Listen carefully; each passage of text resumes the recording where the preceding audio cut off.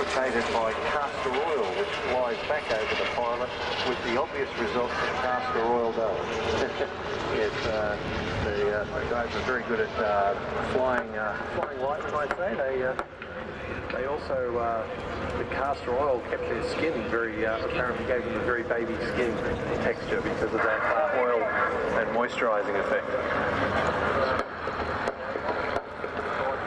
A bit of a mock dog fight going on as the Beaufort gun joins in. A little bit out of sequence there. The DR1 is armed with two 7.92mm on the top wing, just above the pilot, and he has a little round back with many out of the Royal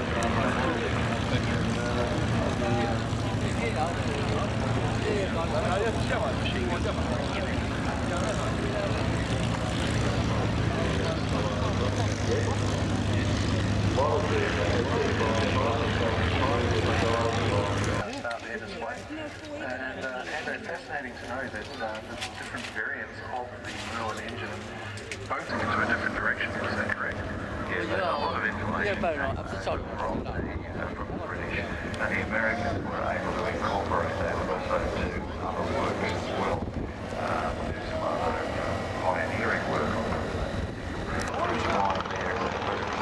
You can see the Spitfire and the Mustang are just holding and a southern holding point ready to come in for the display. Massive monoplane aircraft, but they're underpowered. Early versions I believe 1949 is the first of the Hawks and the early Mustang followed. Yeah, I was talking to Paul McSweeney over in New Zealand a couple of weeks ago, and he actually built the wings for World War I. He had the Mark I Spitfire about 4 months after the first hurricane flew, and the Mustang was flying at that time very early on. They said, can you build us the Curtis P40? And Gideon Berger and Eddie Stewart said, we'll build a better aircraft at the same time that we'll take it to manufacture the jigs for the P40. And this is what resulted. So they were used for incorporation rather than as fibres. Very similar to that on the boat fighters themselves, and it was an instant success.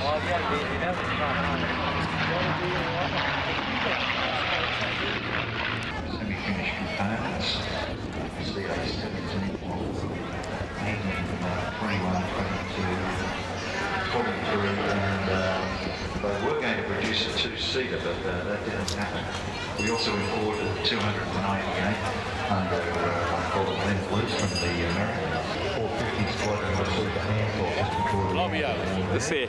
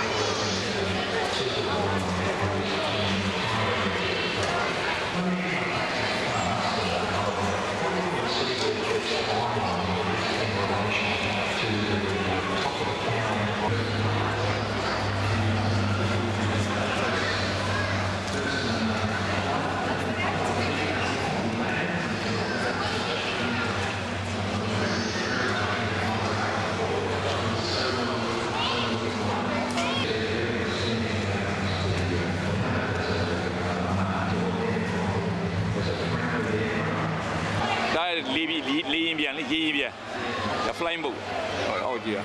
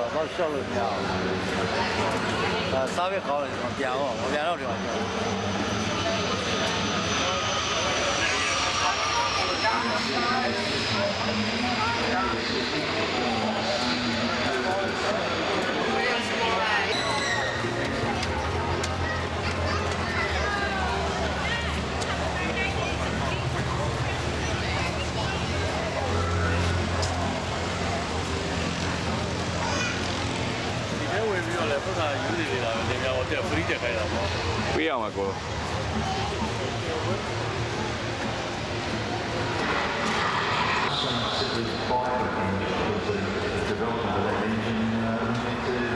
Gunfire.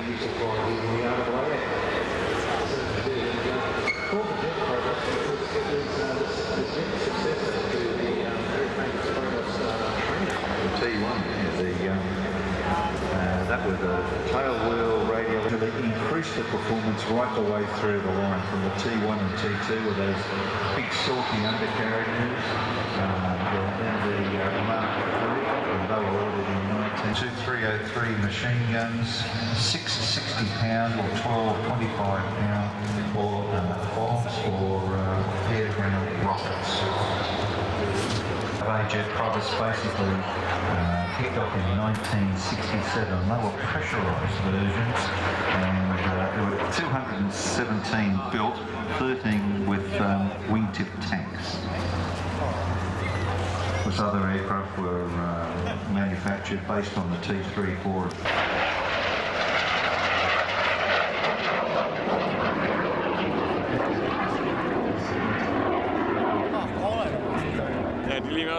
New Zealand, they either sit upright in their seats or Walk together.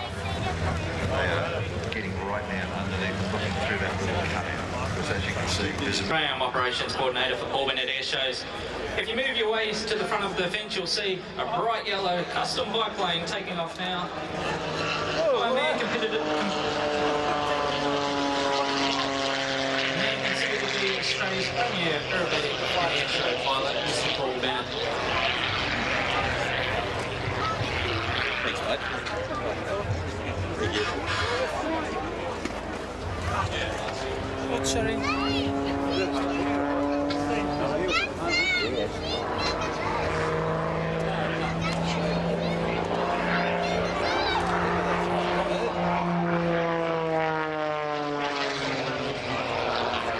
As Paul breaks away at Airshow Centre, he's going to climb to a height around 3,000 feet. He's going to double check his belts, make sure his engine temps are all in the green, and we'll wait for the smoke system to come on, which will signal the start of Paul's display.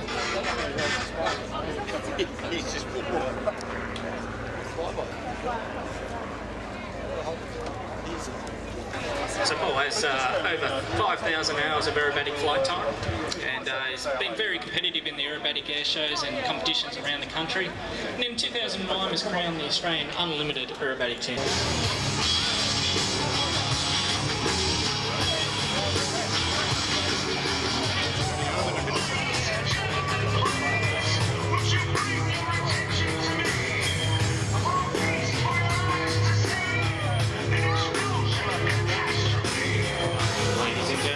Welcome to Airshow Centre, none other than Australia's very own Paul Bennett and the Water Explorer.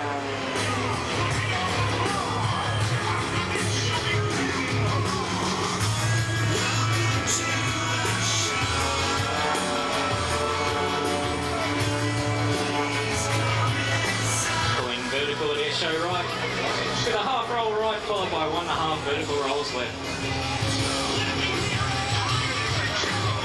Rolling over the top, setting up for the inside diving snap rolls.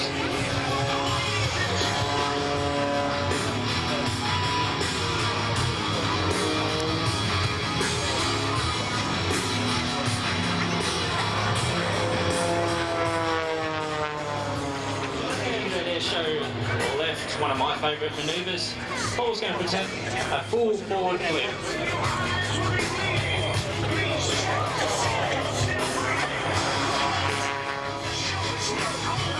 Throwing the aircraft around like it's a model aircraft.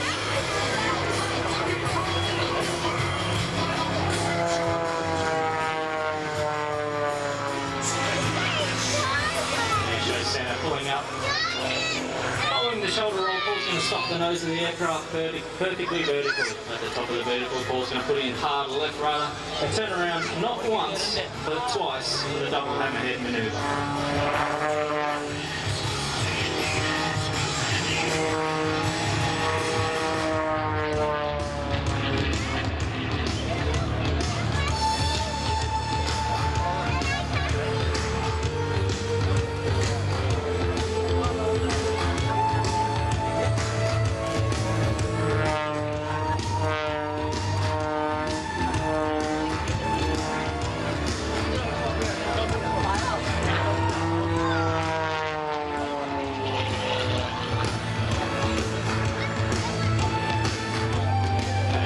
Vertical and does point rolls on the vertical. At the top of this vertical, Paul's going to attempt one of the world's smallest inside loops, showing you the power coming from the IO 540 400 horsepower engine.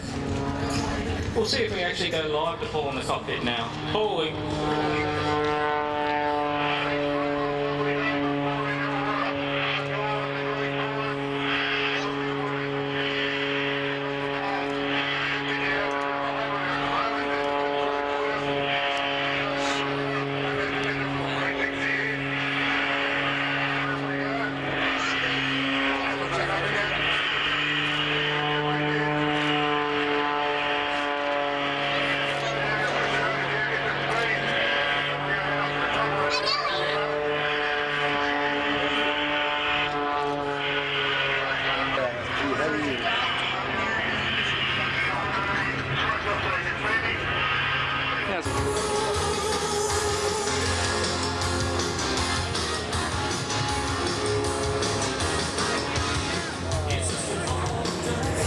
the Wolf Pittsburgh was custom built and weighs in at barely 600 kilograms. However, it's powered by a 400 horsepower engine, making it without doubt one of the highest performing aerobatic biplanes in the world today. Basically for all up 8 hours practice, we've done quite well to get here. Of course, there's a number of different power plants that you can put into this, based around that Vedenev M14 engine, about 360 horsepower.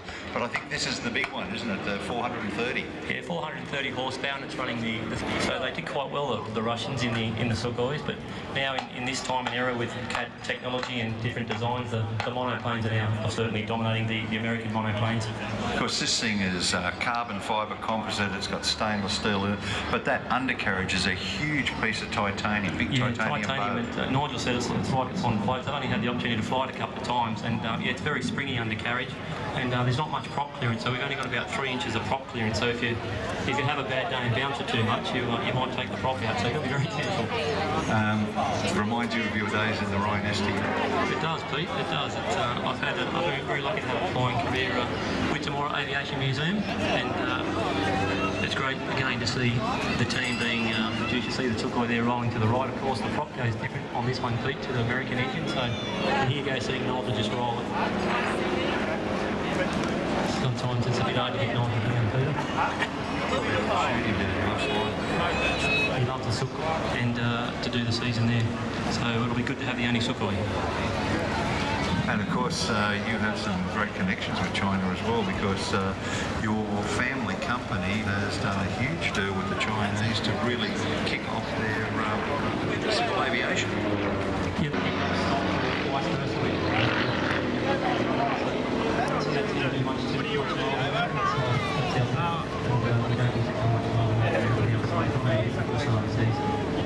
It's got a nice flat wing there, so it doesn't really tell you much about the aeroplane, and yet it's a fantastic shape. Yeah, the Russians really did fly them well, of course, Nigel.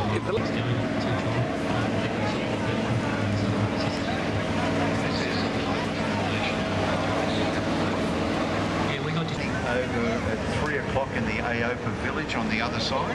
Yeah, if anyone wants to come across and meet the pilots, we've got some posters there to sign. We've got the flight simulator.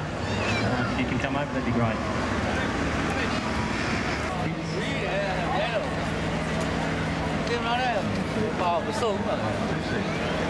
New Zealand pilot there in the 2-seater. Thank you very much, Peter. Don't worry, mate. Welcome. BCBG Team. ပစ္စည်းမပို့ခြင်းဘာဖြစ်လဲညာတောင်းပြီးမှာလေတောင်းပြီးမှာလို့ကြောက်တော့လေအေးဟိုကနှစ်စင်းတွဲပြီးပြန်နေအောင်ဒါကိုဂျွန်ခေကလိမ့်နေတယ်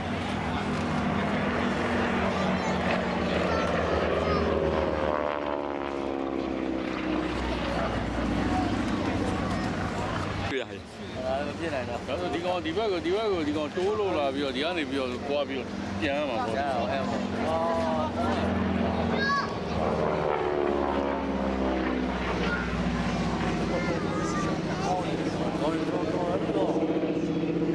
ချက်တော့လူဟုတ်အဲ့လိုဒီအဲ့လိုစား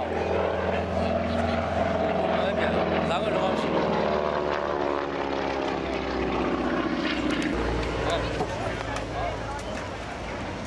ူးဘာလို့ဝယ်ရကြ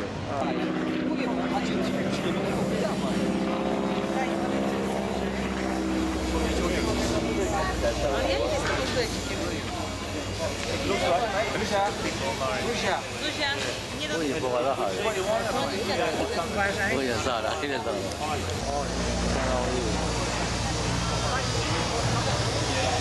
哪一家比较比较？三夫，另外另外。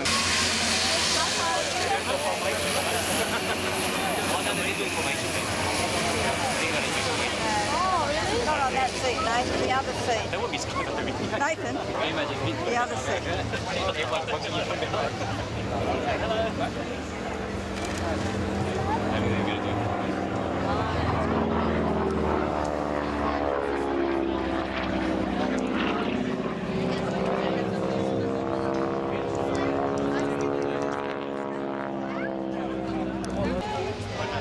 This is how you went.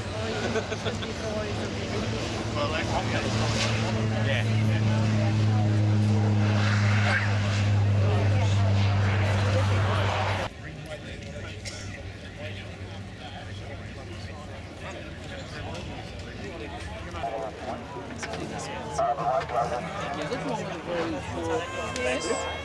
Goes east to west. That sounds pretty short.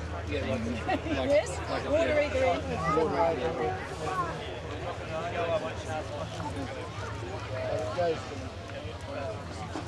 Across that.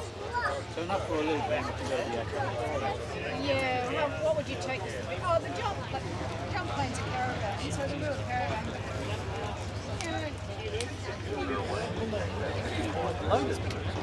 Yes. That I suppose I'll send it guys. short fields Yeah. or takeoffs. Yeah, and often they'll take off from they'll do an intersection with larger here instead of. Yeah. Thanks for that. Yeah. So now I have An idea where we are. more of an idea.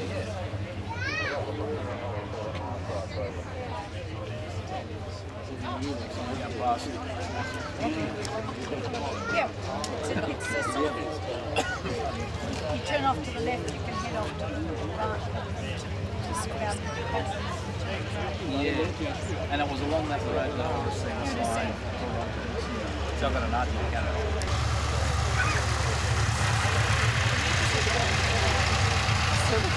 That's the Wirral. That's the Wirral. Kind of.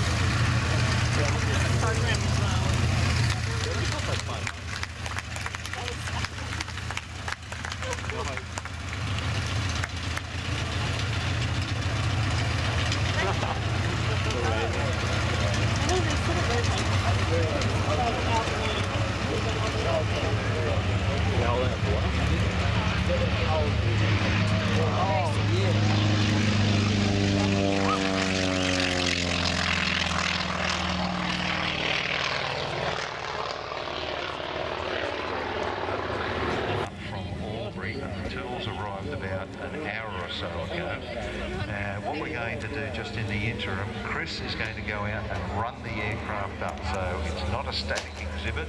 The second he finishes running it up, he's going to do that in a couple of minutes.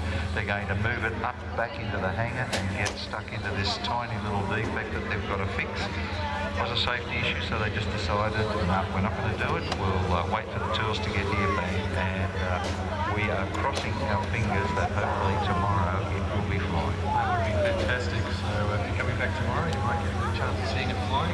But in another couple of minutes, Chris is going to be firing up the aircraft and running it. Now, this is, if you've never heard one of these huge 2,000 horsepower engines running, it is something else. He won't be running it up at high power, but you certainly do get the idea. Now, that aeroplane, when you look at it, is meant for one thing only, air-to-air combat. That's right, and I believe in this particular case, it's about 10% of the original aircraft, and the rest of it is built from the Bloomberg building replica components. So it's about 20 years. Yes, it's basically, if you have a look at it, like the version from the Russian engine, almost a copy of the BMW 801. မဟုတ်ဒီ ASP တိုင်းအောင် ASP တိုင်း We're going camera running it just between the commentary position and the Neptune. For anybody who doesn't know where the Fox Wolf is located, and it really is the beast or period of Never seen this. I was looking forward to the Hurricane. I haven't seen that one either, but unfortunately this is the thing when you've got very distinct aircraft that are replicas where they'll rebuild old World War II aircraft.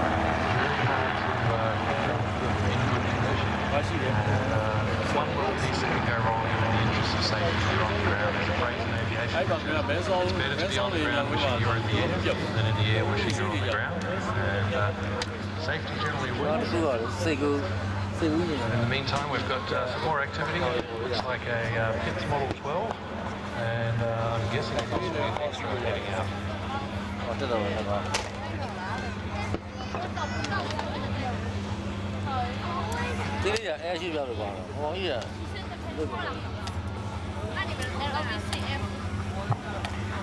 It's interesting when he's talking about older.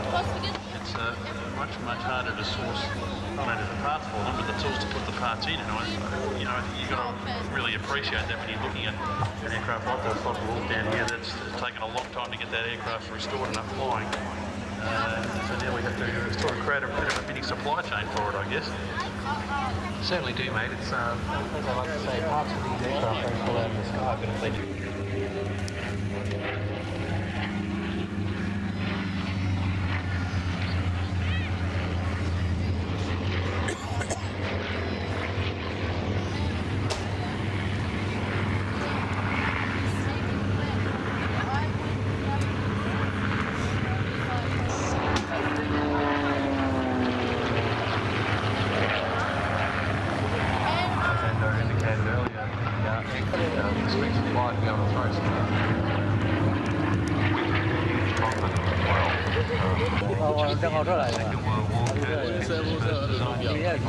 horsepower Franklin engine, and now we're flying with engines up to 400 horsepower.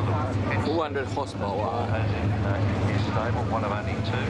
400 horsepower. We've got radial engine. Never thought of. The first pitch was tiny. I don't think I could have got my foot inside. It's taxiing around, as you mentioned, absolutely tiny, and we had one of those on display at an air show, and there was a remote control aircraft next to it, and a few of the people there were wondering if the Pitts S1 was a remote control aircraft. We had to say, well, yes, it is home built. Well, when you see Matty Hall flying later on this afternoon, it will look like a remote control airplane. Yeah, Matty, like Hall, throws his aircraft around the sky pretty spectacularly, Giving us quite the show.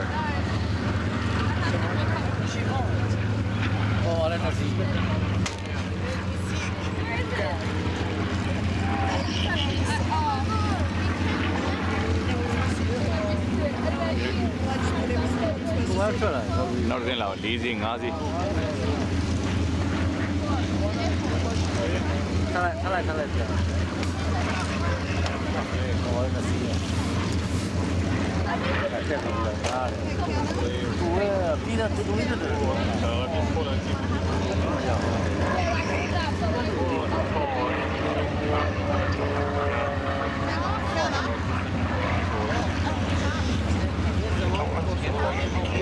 down here on the ground. There's quite a bit of a breeze picking up.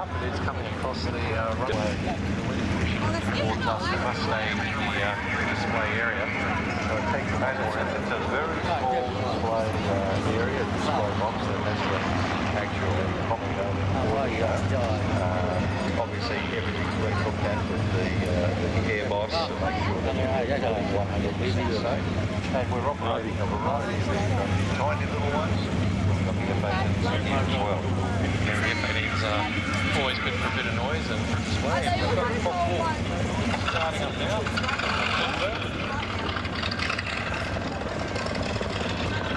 Another beautiful sound.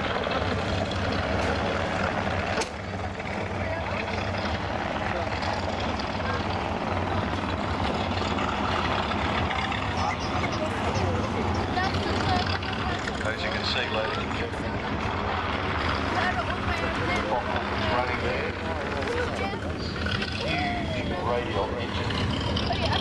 Can you imagine what it would have been like at Reims, for example, or somewhere on the eastern front with 20, 30, 40 of these aircraft starting up, getting ready to go out on a mission.